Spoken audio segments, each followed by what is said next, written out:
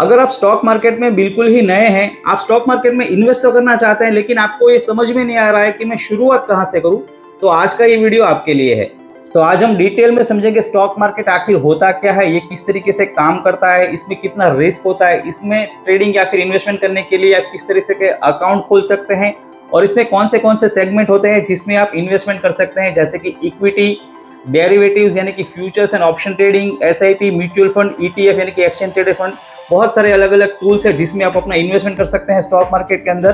तो चलिए दोस्तों शुरू करते हैं एक ऐसे सफर की शुरुआत जहां पर आप अपने फाइनेंशियल फ्रीडम की यात्रा शुरू कर सकते हैं। मैं हूं चिंतन रावल और हम यहां पर बात करते हैं वैल्यू इन्वेस्टिंग, ट्रेडिंग और फाइनेंशियल प्लानिंग के बारे में। कंटेंट अगर अच्छा लगे तो लाइक और सब्सक्राइब जरूर करिएगा। बहुत सारे लोगों को स्टॉक मार्केट को लेकर कुछ डाउट रहते हैं, कुछ कंफ्यूजन रहते हैं। उन लोगों को लगता है कि या तो ये अमीरों का खेल है या फिर इसमें पैसों का रिस्क बहुत ज्यादा है, यानी कि मिडिल क्लास लोगों को पैसे गंवाने का ये सबसे बड़ा जरिया है। लेकिन हकीकत तो ये है कि मान लीजिए अगर आप नॉलेज के साथ काम करेंगे, पेशेंस रखेंगे और सबसे ज्यादा जरूरी चीज अपने डर और लालच के ऊपर अगर आपने काबू पाना सीख लिया तो आप भी एक अच्छे प्रॉफिटेबल ट्रेडर बन सकते हैं, एक अच्छे इन्वेस्टर बन सकते हैं, जिसमें आप वक्त के साथ साथ देखेंगे कि आपका पोर्टफोलियो जो है वो काफी ज्यादा ग्रो हो रहा है, आपका इन्वेस्टमेंट जो है वो धीरे धीरे रंग ला रहा है। तो चलिए अब देख लेते हैं कि स्टॉक मार्केट आखिर किस तरीके से काम करता है। स्टॉक मार्केट एक ऐसी जगह है जहां पर कंपनियां और इन्वेस्टर इकट्ठा होते हैं। कंपनियां आती है और अपने जो भी उसकी जो मार्केट वैल्यू है उसमें से कुछ जो है शेयर्स जो है बेच देती है, यानी कि अपना कुछ मालिकाना हिस्सा जो है वो इन्वेस्टर्स को बेच देती है। इन्वेस्टर उसको खरीदते हैं और उस पैसे से कंपनियां जो है वो अपना बिजनेस को आगे बढ़ाती है। इन्वेस्टर को क्या मिलता है? इन्वेस्टर को उस कंपनी के अंदर कुछ परसेंट का कुछ मालिकाना हिस्सा जो है वो मिल जाता है। मान लीजिए कि कंपनी जो है एबीसी कंपनी, एबीसी लिमिटेड करके कुछ कंपनी है मान लीजिए, और उसने 1 करोड़ शेयर जो इश्यू किए हैं उसमें से मान लीजिए कि आपने 100 शेयर जो है खरीद लिए, तो उस कंपनी के 0.0001% के मालिक आप बन जाते हैं। तो क्या होता है कि जिस तरीके से कंपनी का प्रॉफिट बढ़ता जाता है उस तरीके से आपके शेयर्स की कीमत भी बढ़ती जाती है और उसी हिसाब से लॉस के साथ साथ आपके शेयर्स की कीमत घट भी सकती है। तो आखिर ये स्टॉक्स की ट्रेडिंग आखिर होती कहां पर है? भारत में 2 मुख्य ऐसे एक्सचेंजेस है जहां पर ये स्टॉक्स की ट्रेडिंग जो है होती है। पहला है बॉम्बे स्टॉक एक्सचेंज यानी कि बीएसई और दूसरा है नेशनल स्टॉक एक्सचेंज यानी कि एनएसई। यहाँ पर हर रोज लाखों स्टॉक्स की ट्रेडिंग होती है। हर पल हर शेयर की कीमत जो बदलती रहती है। ये डिमांड और सप्लाई के ऊपर काम करती है। जैसे जैसे कुछ स्टॉक्स की डिमांड जो है बढ़ने लगती है तो उसी हिसाब से उस स्टॉक्स की कीमत भी बढ़ने लगती है। अगर डिमांड कम होती है तो स्टॉक्स की प्राइस भी कम होने लगती है। मान लीजिए कि अचानक से कुछ कंपनी में कोई अच्छी न्यूज आ गई, उसने कोई नया प्रोडक्ट लॉन्च किया या फिर कोई नई डील की, तो अचानक से उस कंपनी के प्राइस जो है काफी ज्यादा बढ़ सकते हैं। और उसी हिसाब से कुछ कंपनी में अगर मान लीजिए कोई नेगेटिव न्यूज आ जाती है या फिर उस कंपनी में कोई विवाद हो जाता है, कोई भी ऐसी चीज होती है जिसके ऊपर कंपनी का नेगेटिव इंपैक्ट हो, तो उस कंपनी के स्टॉक्स की प्राइस जो अचानक से घटने भी लगती है। तो स्टॉक मार्केट जो इसी तरीके से काम करता है। बहुत सारे ऐसे ब्रोकरेज प्लेटफॉर्म है जो आपको सीधे उस स्टॉक एक्सचेंज के साथ जोड़ते हैं, जैसे कि ग्रो है, जीरोधा है, एंजल वन है, अपस्टॉक है, आईसीआईसीआई डायरेक्ट है, एचडीएफसी के है। बहुत सारे ऐसे अलग अलग प्लेटफॉर्म्स है जिस पर आप रजिस्टर करके उस स्टॉक एक्सचेंज के अंदर ट्रेडिंग कर सकते हैं। एनएससी और बीएसई के अंदर ट्रेडिंग कर सकते हैं। वो आपको एक छोटी सी ब्रोकरेज लेकर आपको जो है वो सुविधा देते हैं कि आप सीधे सीधे जो है उस प्लेटफॉर्म के अंदर काम कर सके। तो अभी स्टॉक्स की ट्रेडिंग करने के लिए, स्टॉक्स को खरीदने और बेचने के लिए आपको 2 अकाउंट्स की जरूरत पड़ेगी। एक है डीमेट अकाउंट, दूसरा है ट्रेडिंग अकाउंट। डीमेट अकाउंट वो होता है जहां पर आप स्टॉक्स जो है वो आपके डिजिटल फॉर्म में सुरक्षित रहते हैं। जो भी आपने स्टॉक्स खरीदे हैं वो आपके डीमेट अकाउंट में सेव होते हैं। और ट्रेडिंग अकाउंट वो होता है जहां पर आप स्टॉक्स को खरीद सकते हैं और बेच सकते हैं, यानी कि जो भी स्टॉक्स आपके पास ऑलरेडी डीमेट अकाउंट में सेव है, अगर आप उसको बेचना चाहते हैं तो वो ट्रेडिंग अकाउंट में आते हैं और वहां पर बिक जाते हैं। और नए स्टॉक्स जब आप लेते हैं तो वो ट्रेडिंग अकाउंट के थ्रू आप खरीदते हैं और बाद में वो डीमेट अकाउंट के अंदर चले जाते हैं। कहने के लिए तो 2 है लेकिन उसका प्रोसेस सिर्फ और सिर्फ एक ही होता है। तो बहुत सारे ऐसे अलग अलग ब्रोकरेज प्लेटफॉर्म है जो आपको डीमेट और ट्रेडिंग अकाउंट खोल के देंगे, जैसे कि जीरोधा है, ग्रो है, एंजल वन है, आईसीआईसीआई डायरेक्ट है, एचडीएफसी है। बहुत सारे अलग अलग प्लेटफॉर्म है जहां पर आप ऑनलाइन प्ले स्टोर से जाकर के उनकी एप्लीकेशन डाउनलोड करके आप डीमेट और ट्रेडिंग अकाउंट जो आसानी से खोल सकते हैं। 5 मिनट के अंदर आपका ऑनलाइन डीमेट और ट्रेडिंग अकाउंट खुल जाएगा। उसके लिए आपको सिर्फ पैन कार्ड की जरूरत पड़ेगी, आधार कार्ड की जरूरत पड़ेगी और एक बैंक स्टेटमेंट की जरूरत पड़ेगी। और आपका जो मोबाइल नंबर है वो आपके आधार कार्ड के साथ लिंक होना चाहिए, उस मोबाइल नंबर की जरूरत पड़ेगी। उसके अलावा कोई भी किसी भी और चीज की आपको जरूरत नहीं पड़ेगी। ऑनलाइन ही आपका डीमेट और ट्रेडिंग अकाउंट आसानी से खुल सकता है, आपके मोबाइल के थ्रू भी खुल सकता है। जो लोग अपना नया डीमेट और ट्रेडिंग अकाउंट स्टॉक मार्केट में खोलते हैं, वो आने के बाद भी कुछ लोग जो है सीधा ट्रेडिंग करने लग जाते हैं। शॉर्ट टर्म के अंदर बहुत ही अच्छा खासा पैसा कमाने की कोशिश करते हैं। तो शॉर्ट टर्म के अंदर मार्केट में काफी ज्यादा वॉलेटिलिटी रहती है। तो आप अगर आपके पास नॉलेज नहीं है, अगर आपके पास कोई एक्सपीरियंस नहीं है, तो शॉर्ट टर्म के अंदर आप अपना जो भी कैपिटल है उसको वॉश भी कर सकते हैं, आपको अच्छा खासा नुकसान हो सकता है। तो जब तक आपके पास ट्रेडिंग का थोड़ा बहुत एक्सपीरियंस नहीं जाता, जब तक आपके पास नॉलेज नहीं होता आ जाता, तब तक आपको जो है शॉर्ट टर्म ट्रेडिंग से बचना चाहिए। बेहतर है कि आप एक लॉन्ग टर्म इन्वेस्टमेंट के नजरिए को लेकर के चले। मान लीजिए कि आज से आपने 10 साल पहले, 15 साल पहले इन्फोसिस, विप्रो, HDFC जैसी कुछ कंपनियों के अंदर आपने अगर इन्वेस्ट कर दिया होता, तो 15 सालों के अंदर आपका पैसा जो अच्छे से ग्रो होता है। तो आपको सबसे पहले, जब तक आपके पास नॉलेज नहीं आ जाता है, तब तक आपको एक लॉन्ग टर्म इन्वेस्टर की तरह ही सोचना है और उसी तरीके से स्टॉक मार्केट में आपको काम करना है। तो अब हम देख लेते हैं कि स्टॉक मार्केट में इन्वेस्ट करने के या फिर ट्रेडिंग करने के कौन से टूल अवेलेबल है, जिसमें आप, जब आपको एक्सपीरियंस हो जाए, जब आपको नॉलेज मिल जाए, उसके बाद आप किस किस तरीके से उसमें ट्रेडिंग कर सकते हैं और शॉर्ट टर्म में भी आप अच्छा खासा गेन जो है पा सकते हैं।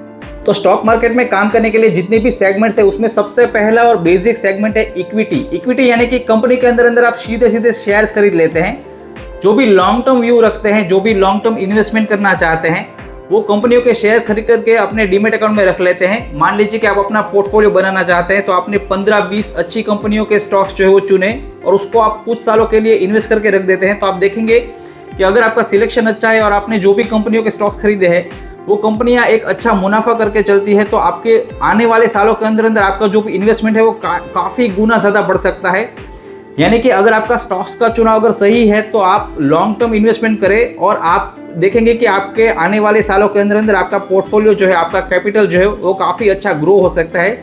उसमें आपको एक्टिव पार्टिसिपेंट करने की जरूरत नहीं है। यानी कि आपने एक बार एनालिसिस कर लिया, तो उस एनालिसिस करने के बाद आपको शेयर्स जो खरीद करके रख देने हैं इक्विटी सेगमेंट के अंदर। दूसरा सेगमेंट है डेरिवेटिव ट्रेडिंग, यानी कि फ्यूचर्स एंड ऑप्शंस। ये काफी ज्यादा पॉपुलर भी है और काफी ज्यादा बदनाम भी है, क्योंकि इसमें बहुत सारे लोगों का पैसा भी डूबता है और बहुत सारे लोग जो है रातों रात जो अमीर बनने के ख्वाब देख करके इसमें आते हैं। ऑप्शन ट्रेडिंग भारत में काफी ज्यादा पॉपुलर हो चुकी है। उसमें क्या होता है कि आप एक दाव लगाते हैं कि उस स्टॉक्स में या फिर उस सेगमेंट में उस वक्त कीमत क्या हो सकती है। मान लीजिए कि उसमें एक्सपायरी होती है, आपको ज़्यादा डिटेल में उसमें जाना पड़ेगा, लेकिन उसमें होता यह है कि कीमत जो है वो एक ही घंटे में आपकी डबल भी हो सकती है या फिर जीरो भी हो सकती है। तो ये काफ़ी ज़्यादा वॉलेटाइल रहता है। एक्सपीरियंस लोग जो है उसमें ट्रेडिंग करते हैं, नए लोगों को इससे बचना चाहिए। इसमें पैसा जो है रातों रात डबल ट्रिपल भी हो सकता है, लेकिन उसमें आपका पैसा जो है वो एक ही रात में जीरो भी हो सकता है।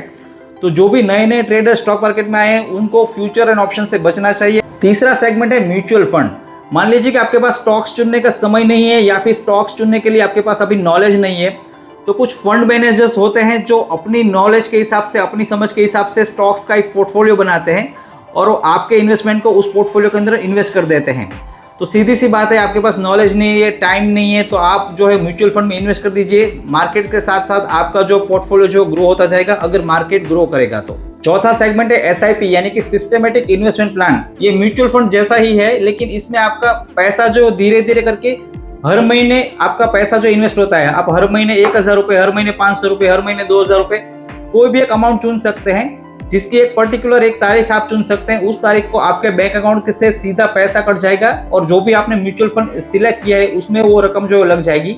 इससे फायदा ये होता है कि आपको एक साथ बहुत बड़े अमाउंट निकालने की जरूरत नहीं पड़ती इन्वेस्टमेंट के लिए, और मार्केट में जो भी वक्त के साथ साथ जो भी बड़ी वॉलेटिलिटी आती है उसको भी आप बीट कर सकते हैं। तो अगर आप हर महीने कुछ ना कुछ रकम इन्वेस्ट करना चाहते हैं तो SIP आपके लिए बेस्ट है। पांचवा सेगमेंट है ETF, यानी कि एक्सचेंज ट्रेडेड फंड। यानी कि मान लीजिए कि आप किसी बड़े सेगमेंट में बिना किसी फंड मैनेजर की मदद से आप सीधा इन्वेस्ट करना चाहते हैं, जैसे कि निफ्टी 50 हो गया, सेंसेक्स हो गया, बैंक निफ्टी हो गया, या फिर गोल्ड के ETF भी आते हैं। तो अगर आप उस टूल में इन्वेस्ट करना चाहते हैं तो ETF आपके लिए बेस्ट है। ये सीधा सीधा स्टॉक के जैसा ही होता है। ये चालू मार्केट में आप ETF खरीद और बेच सकते हैं, और ये म्यूचुअल फंड के मुकाबले इसका जो एक्सपेंस रेशियो है वो भी काफ़ी कम होता है।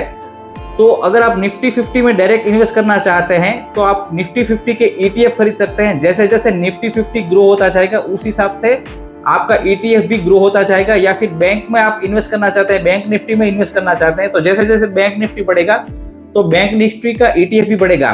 कुछ ETF ऐसे भी आते हैं जिसकी मदद से आप अमेरिका के स्टॉक मार्केट में भी इन्वेस्ट कर सकते हैं, वो आप अपने ब्रोकरेज प्लेटफॉर्म के ऊपर ढूंढ सकते हैं। और आखिरी सेगमेंट है IPO। जब भी कोई कंपनी पहली बार अपने शेयर्स को बेचती है तो इन्वेस्टर्स के लिए एक गोल्डन अपॉर्चुनिटी होती है कि पहली बार जब भी कोई शेयर जो मार्केट में लॉन्च होते हैं तो उसका IPO वो भरते हैं, और मान लीजिए कि उसमें अगर उसको वो शेयर्स जो मिल जाते हैं तो पहली बार जब भी कोई शेयर मार्केट में लिस्ट होता है तो IPO के थ्रू ही होता है, तो आप उसके पहले इन्वेस्टर बन कर सकते हैं स्टॉक मार्केट के अंदर। इसमें कभी कभी क्या होता है कि कंपनी का मार्केट का जो वैल्यूएशन है अगर वो जेन्युइन है और उस IPO में अगर आप हिस्सा लेते हैं और उसमें आपको अलोकेशन मिलता है तो आपको अच्छा खासा प्रॉफिट होने की संभावना है। कभी कभी ऐसा भी होता है कि कंपनी का जो IPO होता है वो काफी ज्यादा हाई वैल्यू के ऊपर लेकर आते हैं, तो उसमें भी आपको जो है थोड़ा बहुत नुकसान होने की संभावना रहती है। तो कोई भी IPO आने से पहले आपको उसका रिसर्च करना चाहिए कि उसमें मुझे हिस्सा लेना है या नहीं लेना। तो दोस्तों, जब भी आप अपनी स्टॉक मार्केट की ट्रेडिंग की जर्नी की शुरुआत करें, सबसे पहले सिर्फ और सिर्फ सीखने की भावना से ही करें। ज्यादा बड़े इन्वेस्टमेंट के साथ ना करें, एक छोटी सी रकम के साथ आप अपने सीखने की जर्नी को शुरू कीजिएगा। जब भी आपको नॉलेज मिले उसके बाद धीरे धीरे आप अपना जो वो पैसा जो बढ़ा सकते हैं, आप अपना इन्वेस्टमेंट जो बढ़ा सकते हैं। शुरुआत में आप लॉन्ग टर्म इन्वेस्टमेंट का गोल रखें, शॉर्ट टर्म ट्रेडिंग से रातों रात अमीर बनने की कोशिश बिल्कुल भी ना करें। स्टॉक मार्केट के लिए सबसे ज्यादा जरूरी है पेशेंस और अपने डर और अपने लालच की भावना के ऊपर काबू रखना। बहुत सारे ऐसे बिजनेस है जिसको सीखने के लिए वक्त लग जाता है। स्टॉक मार्केट भी ऐसा ही एक बिजनेस है, इसमें भी वक्त लगता है। वक्त के साथ साथ आपको बहुत कुछ सीखने को मिलेगा। ऐसा ना हो कि सीखने के से पहले ही आपका बैंक अकाउंट जो खाली हो जाए। नॉलेज आपको जरूरी है, जैसे कि हर बिजनेस में होता है, इस बिजनेस में भी नॉलेज से ही पैसा कमाया जा सकता है और अंडरस्टैंडिंग से पैसा कमाया जा सकता है।